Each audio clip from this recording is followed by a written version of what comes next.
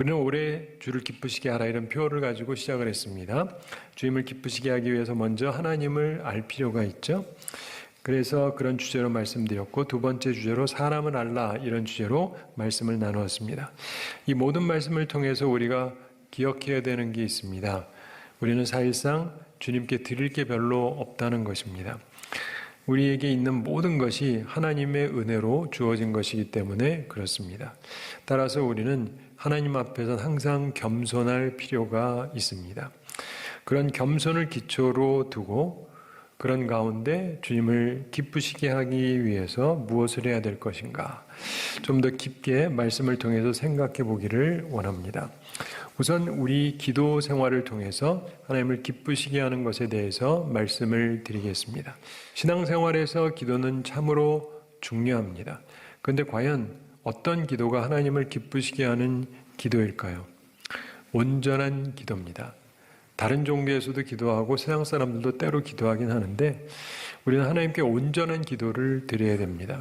그래서 온전하게 기도하라 이런 주제를 가지고 몇 주간 말씀을 함께 나누도록 하겠습니다. 온전하게 기도하는 사람이 하나님을 기쁘시게 하기 때문에, 그런데 하나님께서는요 근본적으로 상 주시는 것을 기뻐하십니다. 따라서 하나님을 기쁘시게 하기 위해서 우리는 하나님께 구하고 상을 받아야 합니다. 참으로 재미있는 사실은 우리가 구하고 얻는 것이 하나님을 기쁘시게 하는 것이라고 하는 사실입니다. 그런데 기도하지 않는 사람이 있습니다. 교회를 다녀도. 이런 사람은 얻을 것도 없고 하나님을 기쁘시게 할 수도 없습니다. 우리는 모두 기도해야 합니다. 근데 기도하는 사람들도 크게 두 종류로 나눠집니다. 유익한 기도를 드리는 사람과 무익한 기도를 드리는 사람이 있어요.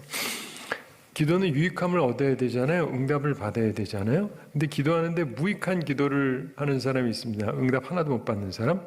우리는 이 두 종류의 기도의 모습에 대해서 오늘 좀 생각해 보기를 원합니다. 무익한 기도는 뭘까? 그 특색은요, 외식하는 기도입니다.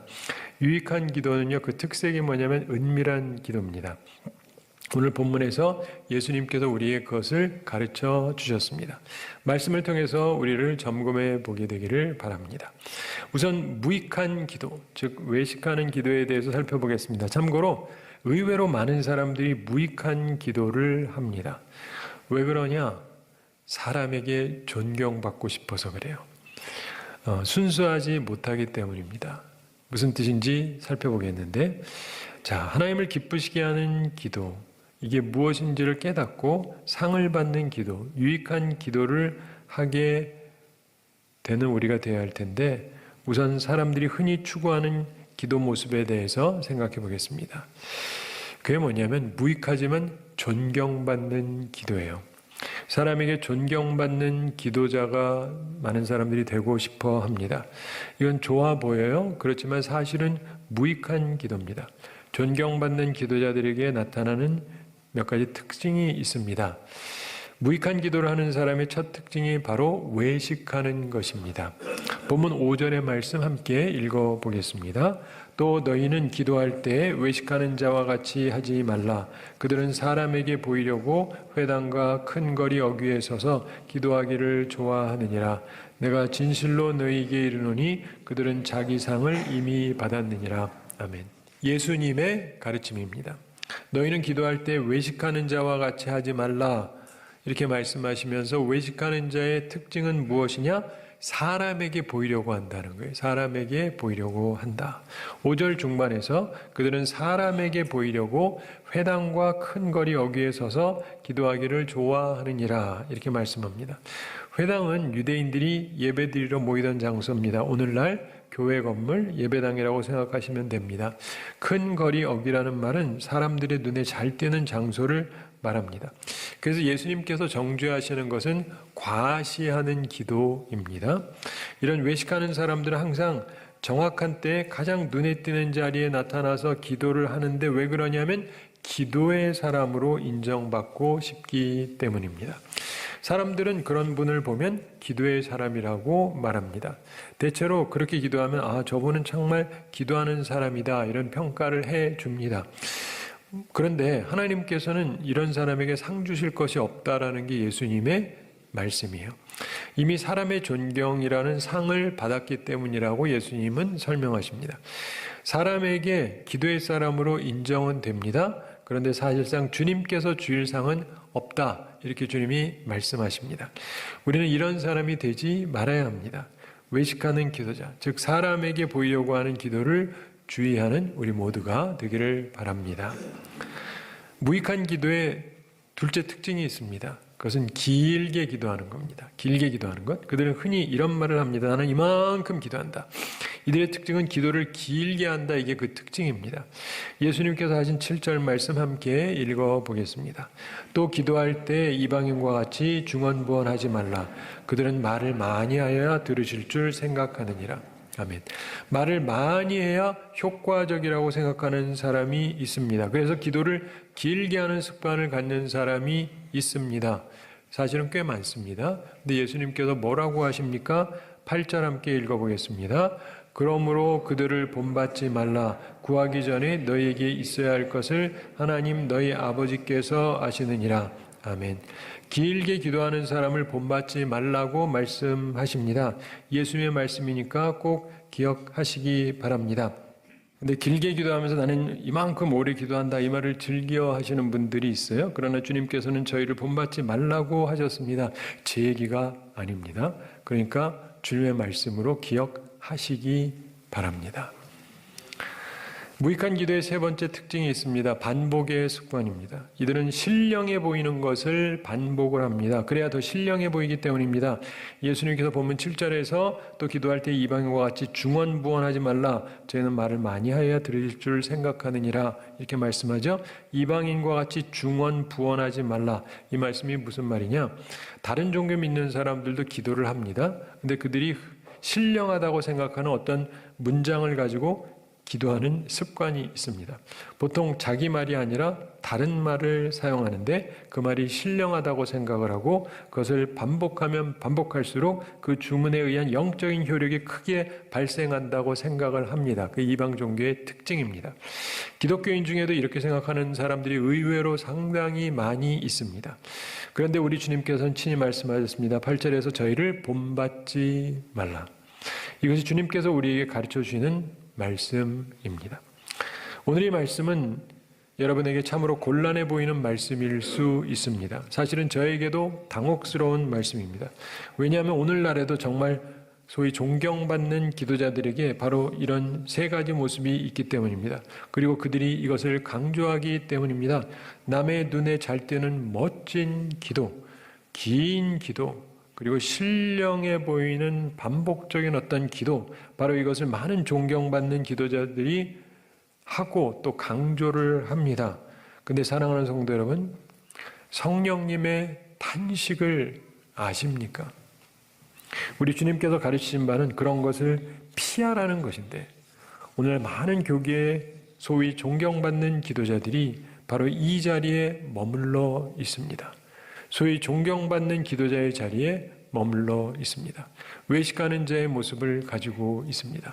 그리고 많은 사람들이 점점 그 모습을 닮아가고 있는 것 같습니다. 분명히 사람의 존경 받습니다. 그렇게 하면 모두 다 인정을 해줍니다.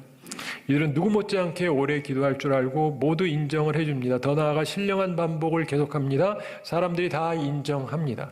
그런데 문제는 하나님께서 기뻐하지 않으신다는 사실입니다. 이런 기도를 무익한 기도라고 하는 것입니다. 예수님께서 본문 5절 후반에서 내가 진실로 너희에게 이르노니 그들은 자기 상을 이미 받았느니라 이렇게 말씀합니다. 즉 하나님 앞에서는 무익한 기도라는 말씀입니다. 우리는 주님의 말씀을 따라서 온전한 기도를 해야 됩니다. 주님을 기쁘시게 하는 기도 생활을 해야 합니다. 주님을 기쁘시게 하는 기도 생활을 사람들은 은밀한 기도 혹은 골방 기도 이렇게 말합니다. 골방 기도가 주님을 기쁘시게 하는 기도요, 유익한 기도입니다. 주님께서 상을 주시는 그런 기도입니다. 우리는 모두 상을 받는 골방 기도자, 은밀한 기도자가 되어야 합니다. 자, 그런데 어떻게 해야 상 받는 골방 기도를 드릴 수가 있습니까? 유익한 기도를 드리는데 몇 가지 부분이 필요합니다. 우리가 마음에 새기고 기도해야 될 내용인데 유익한 기도는요, 첫째로 은밀한 중에 계신 아버지께 기도하는 것입니다. 은밀한 중에 계신 아버지께 기도하는 것. 6절 함께 읽어보겠습니다. 너는 기도할 때 내 골방에 들어가 문을 닫고 은밀한 중에 계신 내 아버지께 기도하라. 은밀한 중에 보시는 내 아버지께서 갚으시리라. 아멘. 내 골방에 들어가서 문을 닫고 기도하라. 무슨 말입니까? 홀로 기도하라는 말씀처럼 보이죠? 은밀하게 기도하라 이런 말씀인 것 같은데 남의 눈에 띄지 말라는 말씀인데 근데 저는 골방이 없습니다. 여러분들 다 있으세요? 골방이 있는 분도 있고 없는 분도 있죠. 골방이 없어요. 근데 그런 분들이 의외로 많습니다. 그러면 어떻게 해야 됩니까? 골방이 없는 사람은? 골방을 만들어야 되나요? 자, 핵심은 오히려 은밀한 중에 계신 내 아버지께 바로 이 부분입니다. 은밀한 중에 계신 내 아버지께. 기도는 사람에게 보이려고 하는 것이 아니라 하나님께 아뢰는 것입니다. 그것을 기억하라는 것입니다. 이것이 온전한 기도입니다. 미국에서 어떤 목사님 내외가 있었는데 이분들이 이제 남의 눈에 띄게 기도하지 않는 스타일인데 그 한인 교회였는데 그 교회는 새벽 기도회가 없어요. 토요일만 있고. 근데 주변 교회에서는 새벽 기도도 매일 하는 교회들도 있고 철야 기도하는 교회도 있고 그래요. 근데 참 이상한 것은 열심히 기도회를 갖는 교회들이 부흥을 하지 않고 새벽 기도도 없는 그 목사님 교회만 크게 부흥을 합니다. 그러면서 이 목사님 내외가 그 교회에 가서 불과 2년 만에 2배로 교회가 성장을 했습니다. 그리고 몇 년 지나면서 여러 배로 성장을 했습니다. 많은 사람들이 변화됐습니다. 그래서 사람들이 다 이상해합니다. 우리는 기도해야 된다고 다 생각했는데 어찌 기도하지 않는데 그렇게 부흥을 하는지 사람들이 이상하게 생각을 합니다. 이상한 일이죠. 사랑하는 성도 여러분, 그 이유가 뭐냐? 기도 안 한 건 아니고요. 이 목사님 내외는 상 받는 골방 기도를 드렸어요. 홀로 기도한 겁니다. 하나님 바라보면서 남의 눈에 띄지 않게 기도했죠. 은밀하게 기도했습니다. 그러면서 사람들이 이해하기 어려운 큰 부흥이라고 하는 보상을 하나님께로부터 받았습니다. 그 외에도 사람에게 말할 수 없는 놀라운 보상을 하나님께로부터 받았습니다. 사랑하는 성도 여러분, 참으로 중요한 것은 단순히 골방이 초점이 아니고요. 사람에게 보이려고 하지 말고 하늘 아버지를 바라보고 아뢰는 것이 온전한 기도입니다. 그러니까 항상 사람 보이려고 하지 마시고 하늘 아버지 보고 기도하시기 바랍니다. 그러면 하나님의 놀라운 은총과 보상을 받게 될 것입니다. 어떤 분들은 자기가 금식하면요 다 알려요. 제가 이제 금식할 겁니다. 일주일 동안. 수요일 날도 와가지고 제 좀 빠졌죠. 새벽 기도도 와가지고 저 빠졌죠. 그래서 모두가 알도록 이렇게. 근데 하나님 바라보고 해야 되는 거잖아요. 사랑하는 성도 여러분, 항상 너무 당연한 거지만 기도는 사람에게 보이려고 하는 게 아니라는 것, 하나님께 드리는 거라는 걸 꼭 기억하시기 바랍니다. 유익한 기도의 둘째 특징은요, 간단 명료하게 구하는 것입니다. 간단 명료하게 구하는 것이다.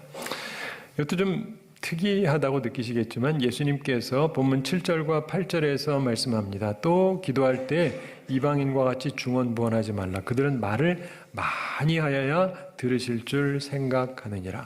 그러므로 그들을 본받지 말라. 구하기 전에 너희에게 있어야 할 것을 하나님 너희 아버지께서 아시느니라. 이렇게 말씀하셨습니다. 이 말씀은 기도할 때 간단 명료하게 구하라는 말씀입니다. 이것은 참으로 중요한 것입니다. 참고로 성경 말씀을 묵상하는 기도, 그거는 길어도 상관이 없습니다. 길수록 좋아요.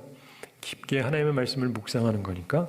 그러나 소위 뭐 달라고 하는, 구하는 그 기도는 구하는 효력을 위해서 길게 기도하는 것, 그건 예수님께서 가르치신 바가 전혀 아닙니다. 이것은 오늘 본문 바로 다음에 나오는 주님께서 가르쳐 주신 기도, 거기에서 잘 나타나죠. 9절에 보면 그러므로 너희는 이렇게 기도하라. 하늘에 계신 우리 아버지여 이름이 거룩히 여김을 받으시오며, 그러면서 쭉 나오는데 여러분, 이 주님께서 가르쳐 주신 기도는 대부분의 사람들이 그냥 30초면 드릴 수 있어요. 아무리 느린 분도 1분 이상 하기가 어렵습니다. 실험을 해보세요. 1분 하려고. 굉장히 쉽지 않습니다. 그런데 이 기도에 필요한 게 다 들어가 있어요. 하나님을 향한 것, 우리를 향한 것, 우리의 육적인 것, 영적인 것, 모든 것들이 다 들어가 있습니다.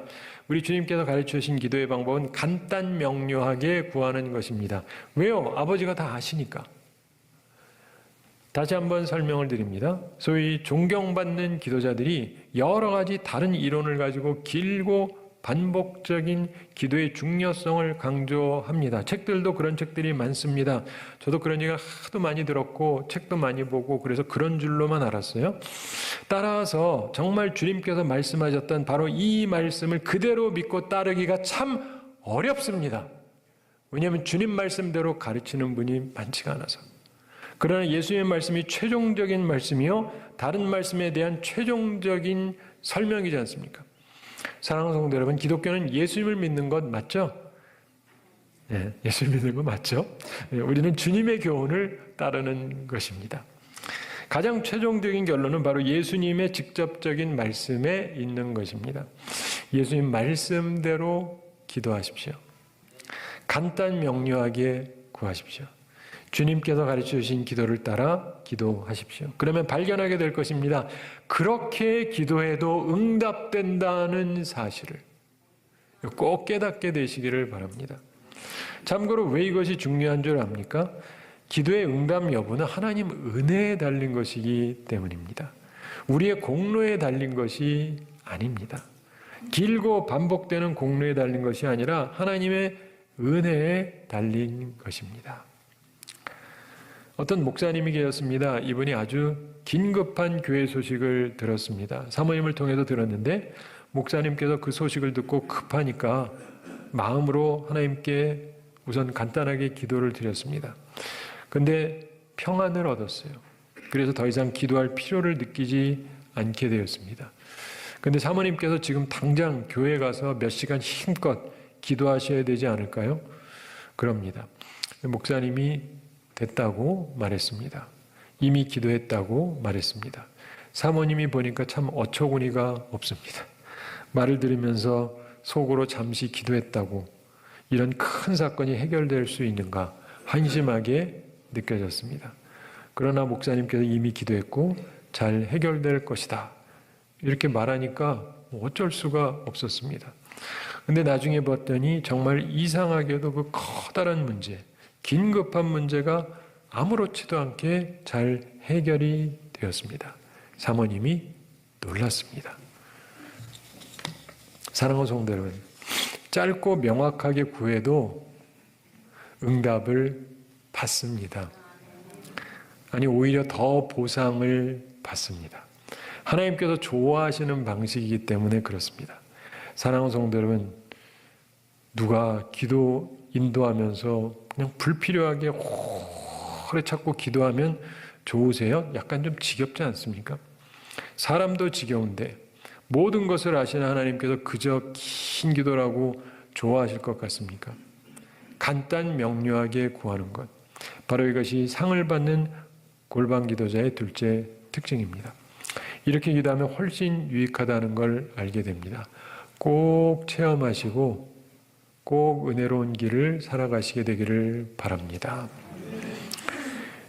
유익한 기도의 세 번째 중요한 점이 있는데요. 하나님께서 갚아주신다는 것입니다. 하나님께서 갚아주신다.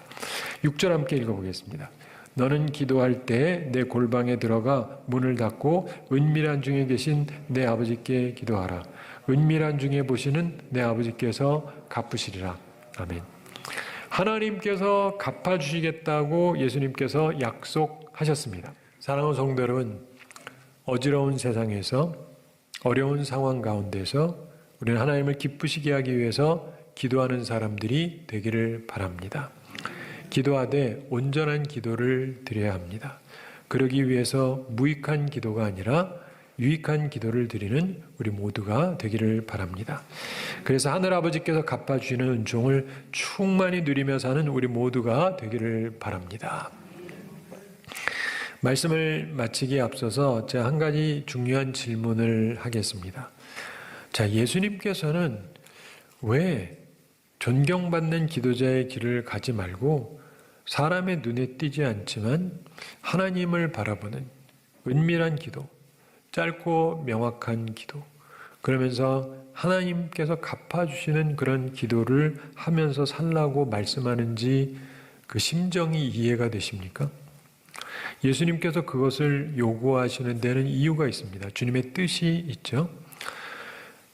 자, 사람에게 보이려고가 아니라 하나님 바라보면서 은밀하게 홀로 기도한다. 이것은 겸손을 말하는 것입니다.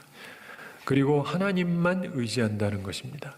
그리고 짧고 명확하게 구한다는 것, 이런 것은 하나님의 은혜를 구하는 것입니다. 즉, 겸손하게 그러면서 하나님의 은혜를 구하는 자세. 이런 걸 뭐라 그러냐면요, 순수한 자세라 그럽니다. 사람의 마음에 순수함이 있어야 돼요.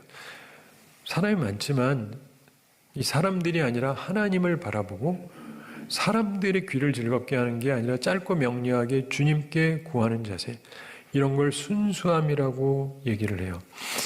여러분, 어린애가요, 비가 안 와가지고 가물었다라든가 비가 온 불이 붙어가지고 막 탄다라든가 얘들한테 기도시키면 뭐라 그러는지 아세요? 매우 간단합니다. 주님, 비 내리게 해주세요. 끝. 근데 우리가 기도하면 얘기가 틀려요. 은혜가 풍성하시고 역사를 주관하시는 하나님, 주께서는 이 세상의 모든 것들을 바꾸실 수 있으시고 어쩌고저쩌고 하면서 이제 뭐 이렇게 말이 길어요. 이해가 되시죠? 근데 뭐가 더 효과가 있냐? 주님 앞에 순수한 게 더 좋은 거예요. 사랑하는 성도 여러분, 우리가 순수함을 잃지 않는 게 중요해요. 근데 우리가 신앙생활 하다 보면 우리도 모르게 자꾸 바리새인들처럼 자꾸 껍데기에 집중하게 됩니다. 불순물이 껴요. 근데 하나님만 바라보는 순수함, 하나님만 아시면 된다는 순수함, 그러한 것들을 주님께서 요구하시는 것입니다.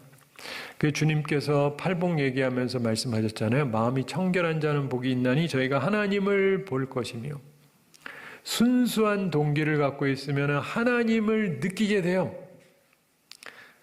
제가 이번 수요일에도 갑자기 이상한 꿈을 꿨습니다. 제가 꿈을 잘 안 꾸거든요.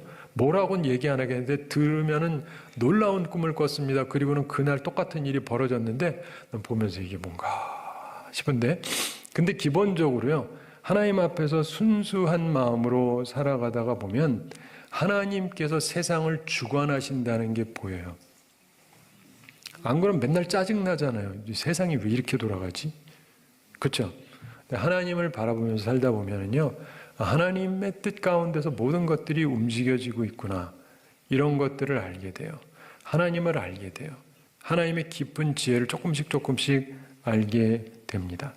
사랑하는 성도 여러분, 순수함을 잃지 마세요.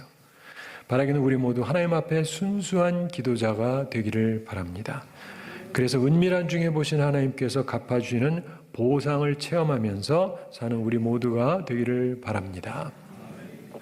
제가 한 가지 이야기 말씀드리면서 오늘 말씀 마치겠습니다. 혹시 제가 언젠가 말씀드렸는지 잘 모르겠는데 굉장히 재밌는 얘기라서, 어떤 회사에서요, 사람들을 뽑는데 한 가지 질문을 했습니다. 여기에 대해서 좋은 답변하면 좋겠다 해가지고 질문을 했는데 특이한 질문입니다. 미혼인 남성이라고 치고 당신이, 근데 2인승 차를 타고 시골길에 저녁에 가는데 아주 폭풍우가 치고 있었다. 자, 좋은 차인데 옆에는 한 명밖에 더 탈 자리가 없죠. 근데 이제 자기가 쭉 타고 간다. 그런데 마침 버스 정류장을 지나게 됐다는 거예요. 근데 거기에 3명의 사람이 있었는데 1번은 죽어가는 듯한 할머니가 거기 있었고 도움이 필요한 것 같죠. 2번은 내 생명을 전에 구해준 적이 있는 생명의 은인인 의사 선생님이 있고, 이분도 태워야 될 것 같고, 3번은 내가 꿈에 그리던, 미혼이라고 그랬어요. 꿈에 그리던 이상형의 아가씨가 거기 딱 있는 거예요. 누굴 태워야 되겠습니까? 헷갈려. 1번도 2번도 3번도 다 필요하긴 한데, 그래가지고 이 당신이 태울 사람을 써라. 그리고 이유가 뭔지도 써라. 그러니까 수많은 사람들이 수많은 답변을 썼어요. 근데 최종적으로 최고 점수를 받은 사람이 있습니다. 그 사람이 뭐라고 썼느냐?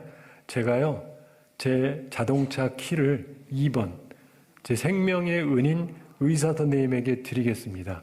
그래서 그분이 1번 태우고 병원에 가시도록. 머리 좋죠? 난 3번이랑 남아서 버스를 기다리겠습니다. 사랑하는 성도 여러분, 우리가 살아가면서 보잖아요. 그러면 하나님을 바라보고 순수하게 살아가다 보면 하나님께서 갑작스럽게 생각지 못한 지혜를 주세요.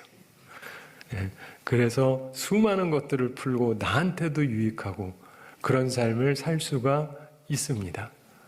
지금 이 사회에 우리나라에 필요한 것은 바로 지혜의 사람이에요. 이리 봐도 좋고 저리 봐도 좋고 나한테도 좋고 저쪽에도 좋고 다 좋은 게 지혜잖아요. 근데 오늘날 우리가 느끼는 건 너도 지혜 없고 나도 지혜 없고 우리 다 지혜가 없고 이런 시대를 살아가고 있습니다. 하나님 앞에 순수하게 기도하셔서 하나님께서 주시는 지혜를 가지고 모든 문제를 풀면서 복되게 살아가는 우리 모두가 되기를 우리 주님의 이름으로 축원합니다.